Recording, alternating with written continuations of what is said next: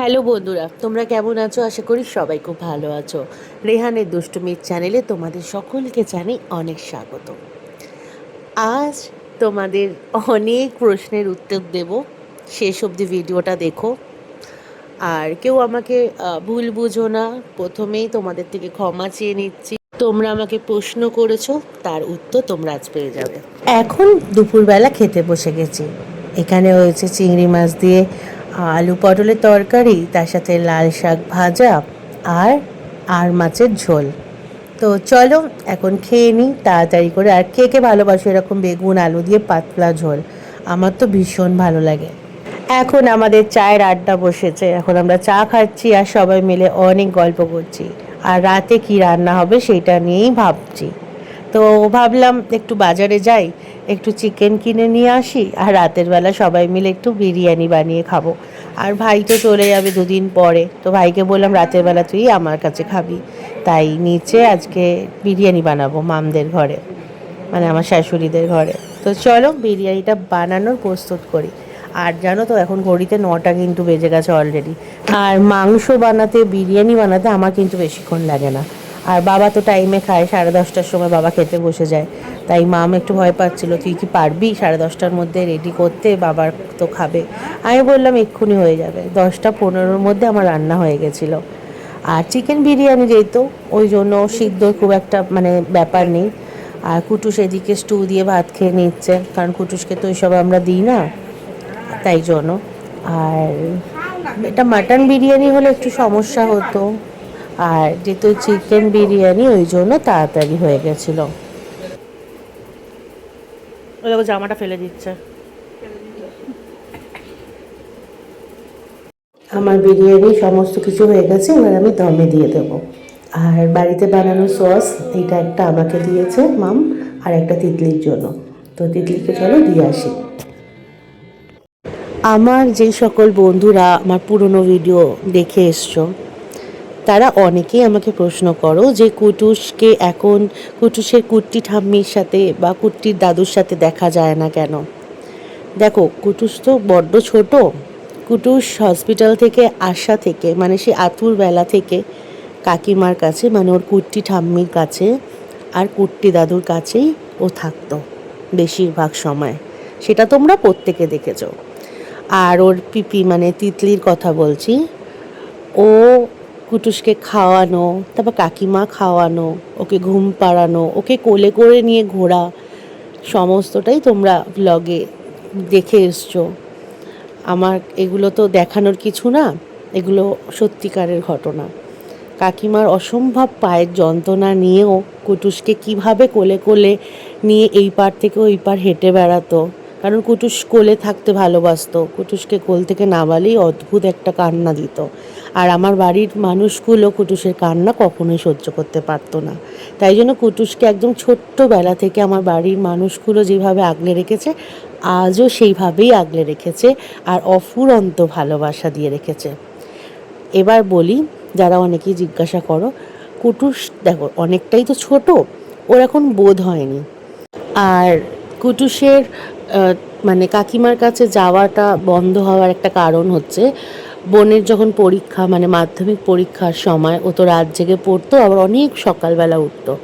আর কুটুস মানে কাকিমার কাছ থেকে আসতে চাইতো না, ওখানে থাকতে চাইতো, অনেক রাত্রি অবধি থাকতো, 12টা 12:30 অবধি কাকিমারা যতক্ষণ না ঘুমাতো কুটুসকে ওদের কাছেই রাখতো।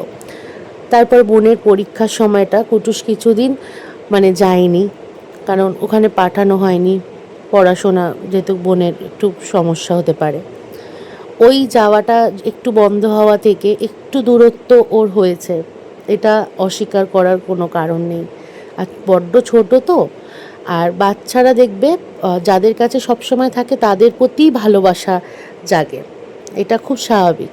যেমন আমি এখন, আগে যখন খিদিরপুর নিয়ে যেতাম, আমার বাবা মা ও বাড়ির প্রত্যেকটা মানুষকে দেখলে একটা কিরম কান্নাকাটি করতো, কিন্তু এখন কুটুস ওদের সাথে ভীষণ ভালো মানে বন্ধুত্ব হয়ে গেছে। বিশেষ করে আমার বাবার সাথে খেলা, বাবা যদি মানে আমার বাবা যে ভিডিও কল করে আমার সাথে কথা বলে, ও দৌড়ে এসে ক্যামেরার কাছে চলে আসে, ও বোঝে এটা দাদুর গলা।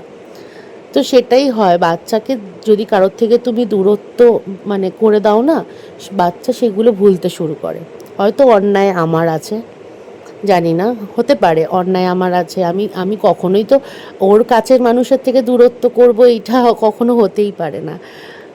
কারণ আমি আগেও বলেছি, আবারও বলছি, আমার থেকে বেশি অধিকার এই বাড়ির প্রত্যেকটা মানুষের, বাচ্চা থেকে বড় প্রত্যেকটা মানুষের অধিকার কুটুসের প্রতি আমার থেকে অনেক। আর বিশেষ করে কুটুসের কুট্টি দাদুর কথা বলি, কুট্টি ঠাম্মির কথাও বলি, প্রত্যেকটা মানুষের কথা তো বলবোই, ওদের দুজনের কথা আরও বলি।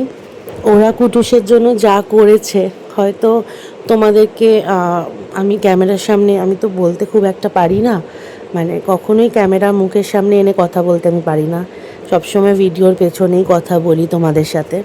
সেই সব কথা যদি আমি ভুলে যাই, তাহলে তো আমার নিজেকে বলা উচিত আমি একটা বেঈমান।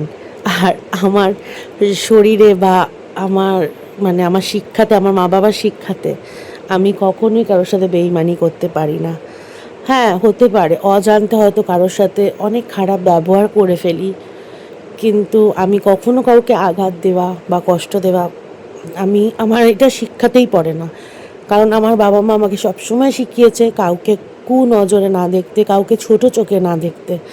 আমি ছোটোবেলা থেকে মানে অন্যভাবে মানুষ হয়েছি, আমার বাবা মার শিক্ষাটাই আমার কাছে অন্যরকম। আমার বাবা আমাকে সবসময় শিখিয়েছে, তুমি তুমি বুঝতে পারছো তোমার সে ক্ষতি করছে, কিন্তু তুমি তাকে দেখে একগাল হাসি হাসবে, কখনো তুমি তাকে বোঝাবে না যে তোমার সে ক্ষতি করতে চাইছে বা তোমার কোনো খারাপ চাইছে, কারণ আমার শিক্ষাটাই এরকম। তো অনেকেই আমাকে জিজ্ঞাসা করো, বিশেষ করে আমার ওই বাড়ির দিক থেকে বলছি, ওদিকে আমার বন্ধু বান্ধবরা, যে কুটুসকে ছোটোবেলায় যাদের সাথে দেখতাম বাড়ির, তাদের সাথে এখন দেখি না, বিশেষ করে কুট্টি দাদু কুট্টি ঠাম্মির সাথে। কারণ আমার আগের পুরীর ব্লগে, তারপরে বাড়ির ব্লগে তো সমস্তটাই কাকিমাদের সাথেই ওর বেশিরভাগ সময়টা কাটানোটা তুলে ধরা, তাই জন্যই অনেকেই প্রশ্নগুলো করো। না, কুটুস আমার যেটা ধারণা, ও তো আমার সন্তান, আমি তোকে জন্ম দিয়েছি, কখনোই ও ওর দাদু ঠাম্মিদের সাথে খারাপ ব্যবহার করবে না। ও ছোট, বোধ কম, তাই জন্য এখন ও যেতে গিয়ে একটুখানি কান্নাকাটি করে। তাও আমি তো সমস্তটা ক্যামেরায় ধরতে পারি না, সবসময় সম্ভব না মুখের সামনে সবার ক্যামেরা ধরা, তাও আমার বাড়ির লোকজনকে ভালো বলতে হয়, আমি সমস্ত কিছুটাই তোলার চেষ্টা করি, আর তারা কোনো দিনই অবজেকশন করে না, সবসময় হাসি মুখে নেয় আমার এই ব্লগ করার ব্যাপারটা। তো ও যায়, কাকুর কাছে যায়, কাকিমার কাছেও যায়, আর নিজেই যায় এখন, কারণ ও এখন একা একা সিঁড়িতে উঠতে পারে। তোমরা প্লিজ কেউ ভুল বুঝো না, আর আমাকে মানে ভুলভালভাবে প্রশ্ন করো না, কারণ আমি এই সব প্রশ্নের উত্তর দিতে একদমই চাই না, কারণ আমার পছন্দ না। কারণ আমি আগেও বলেছি, আবারও বলছি, এই বাড়ির প্রত্যেকটা মানুষ আমার ভীষণ ভালোবাসার মানুষ, আর আমি প্রত্যেককে অন্তর থেকে সম্মান করি, কারণ আমাদেরকে প্রত্যেকে অফুরন্ত ভালোবাসা দেয়। তো সেই সব মানুষগুলোকে ভালো না বাসলে হয় বলো? আর প্লিজ আমাকে কেউ উল্টোপাল্টা প্রশ্ন করবে না, কারণ আমার যতটুকু দেখানোর আমি তোমাদের সাথে সেটা শেয়ার করি, বাকিটা গোপনেই থাক।